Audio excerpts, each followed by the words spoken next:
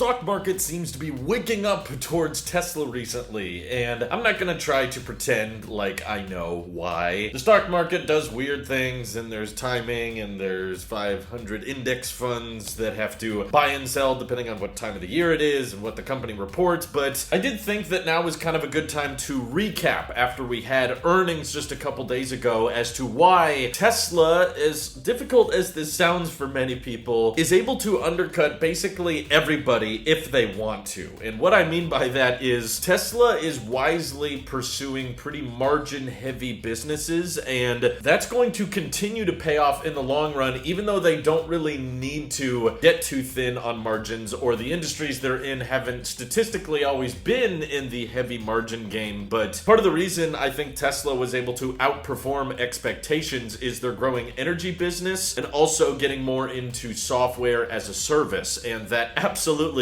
ties into their automotive sales. And whether or not that many of us really believe in the full self-driving future or believe in robo-taxis, I still struggle with it a lot personally, because full self-driving, whether you pay for it upright for 15 grand or you subscribe to it $200 a month, it's a pretty expensive software, and it's very hard to find anything else on the market that can really do the things that full self-driving can, even though it's got its issues, and I don't think robo-taxis are around the corner and all that. That's all speculation, and that's all people just predicting what the future has in store. But when we're just talking about today and Tesla starts reporting, over $300 million in full self-driving revenue, I feel like they have so many demand levers with software as a service. There's some that they haven't even tapped into yet, but the fact after their last earnings call that they were still able to retain over 20% margin on their automotive sales, and their automotive sales are only going to continue to grow, and their demand is at an all-time high. This does not even take into account all of the other things Tesla could start attaching to their automotive sales. Like, for years there's been rumors of a Tesla app store, so they could open up the onboard computer or even start shipping more GPUs in their vehicles so that you could download third-party apps for your car, that some of which of course would only work in park, whereas others might be more minimal when you're in drive, or just kind of let you customize the way the display looks to a certain extent that's still within the bounds of the law. And also with more premium connectivity features rolling out every single year, there's an increased motivation for people to pay for premium connectivity. And honestly, I think just like streaming services are raising their prices by $1 a year or sometimes $2 a year, Tesla could do the same thing with premium connectivity, and lots of people are probably just going to keep on paying for it. Not to mention they're expanding their insurance business, and of course the demand for Megapack and energy storage is basically unlimited when you consider that energy utilities and residential homes are going to continue buying them. The reason I just want to highlight all of their software as a service revenue and all of their energy revenue and that kind of thing is it means that Tesla, with their thick margins, could lower prices even more so if they want to increase demand. Now, I should preface this video and say that because demand is so high for Tesla's vehicles, and we're actually already seeing the price of the Model Y go back up, Tesla probably doesn't need to reduce pricing much further than they already have. On individual trims, like maybe the Model 3 rear-wheel drive, that could get some more price reductions. But if Elon continues to act crazy, or continues to sell stock, or do weird things with Twitter, or make more people uncertain for the future of the company, they could actually start making enough money just from full self-driving revenue and just from premium connectivity, also from their energy storage business, or more software revenue streams they could pull, like the App Store. That means that if demand tanked, Tesla could start selling their vehicles at a break-even or loss and still have enough revenue coming in to cover the day-to-day operations as time goes on. I know that's not necessarily what the numbers are looking at right now if we're just looking at profitability of the energy business, or the current day revenue coming in from full self-driving subscriptions or buying it outright. But there's other income avenues that Tesla could very, very easily open up if they wanted to in the future, if they needed to sell vehicles at a break-even or loss, which again, I don't think they will, but this is why I think so many people are convinced on Tesla's success. So their Supercharging Network, which I personally think is Tesla's biggest advantage over everybody else. They're minimalistic interiors. Some people like them, some people don't. Tesla wants to continue ramping production, which means they'll probably never have build quality as good as more luxury automakers or more established automakers. Their exteriors and their performance, we can fight about Lucid Air Sapphire versus Plaid Model S all day, but something that's much more objectively an advantage to them is the Supercharging Network. Both its size, its reliability, reliability, its consistency. And basically right now, Tesla's in a very privileged position where if they feel like it, they can continue to just let the Supercharger network be closed to only Tesla owners, which is a huge reason to buy a Tesla over any other EV. Or if in the future they want to explore more revenue streams because automotive sales or demand isn't where they want it to be, they can easily start selling adapters for Tesla connectors to CCS so that other people can tap into the network. But you've noticed they haven't sold adapters yet. I think there's several reasons for this, but one is that it would be rather problematic because of the length of a lot of supercharging cables. The location of the stalls is not the same at every supercharger, so maybe you find one supercharger where with an adapter you can plug into your EV, but if you start selling adapters, that means that every non-Tesla is going to try to use it at every existing supercharger, and they may not reach certain stalls, and that means they have to occupy 2 different parking spaces at once, which means the supercharger can't charge as many vehicles at the same time. But Tesla is definitely working on expanding the supercharging network. We've already had bugs where on the Tesla website they say that one supercharger has CCS compatibility. Someone checked that supercharger, it didn't actually have it. But the fact that there was a line of code on the website to flag a supercharger as, hey, this is CCS capable, that's a good sign towards them working towards it. And we've also seen Tesla add updated images to the supercharging section of the Tesla app, which is clearly not just showing the CCS2 connector handle like they have in Europe, but also the Magic Dock, which Tesla has patents on, which if you're unaware of the Magic Dock, essentially the way it works is that if you pull up to a supercharger with a non-Tesla, you're going to activate it through the Tesla app, and then when you pull out the cable, it will already have CCS attached on the other end. So it's like an adapter, but it's baked into the supercharger. Whereas if you just go up to it with your Tesla and you just grab the cable, it'll have the NACS connector on the other end. So it acts like a normal supercharger for all Tesla owners, and then it acts as a CCS connector for all non-Teslas. And that theoretically would mean that new superchargers in the future can start bringing in revenue from non-Teslas. So literally, customers of Tesla's competitors will be paying Tesla because, let's be honest, Electrify America sucks right now, and there's all kinds of problems going on between third-party charging stations and EVs. There's protocol differences, and there's chargers that give too much power to the battery pack, and then the battery pack turns it off. Or there's charging stations that claim they're online within the app, and then you get there and they're not online. So people are very much fed up with the non-Tesla charging experience in the United States. So Tesla, basically, whenever they feel like it, can either add the Magic Dock to existing superchargers and perhaps lengthen the charging cable on more and more superchargers. That way they can bring in revenue streams from not just their own customers, but all EV customers. Or if that's too much work to go through the process of retrofitting or building new superchargers with dedicated CCS connectors, they can just continue to have that advantage of supercharging, which no one else can really compete with. The simple ease of just pulling up and plugging in and you're done. And that's a huge advantage that I think Tesla will always have on their competitors. And if you watch Sandy Munro's teardowns of Tesla's vehicles, you'll know that the simple, efficient approach that they have on their interiors and exteriors doesn't stop there. Like, they go very simple and very bare bones with the powertrain, with the wiring, with the HVAC systems. Tesla detailed how crazy efficient their heat pumps are. And of course, Tesla, to a fault, a lot of the time will remove features, remove parts, like the ultrasonic sensors, which is annoying a lot of people right now because there's still no park assist on new Tesla vehicles, which is a very standard feature on most new cars, but that saves them over $100 per car. And when you're potentially selling 2 million vehicles a year, that's well over $200 million in savings. So yeah, it annoys some of their customers, but clearly it's not affecting demand to the point that they're in trouble. But because they leave out so many things that other automakers include, like radar or LiDAR or ultrasonic sensors, this is why I think with all of their other revenue streams, potentially from supercharging, from insurance, from energy, and from full self-driving revenue, regardless of if you think robotaxis are coming, Tesla can undercut all of their competitors and still remain profitable because their competitors are relying on the dated gas engine industry and making money through services, which they weren't really running at much of a profit anyway. Most automakers in general go bankrupt, and they're going to continue to burn even more cash trying to transition to EVs, whereas Tesla is going to be profitable even if their vehicles aren't, which is kind of mind-boggling just to think about,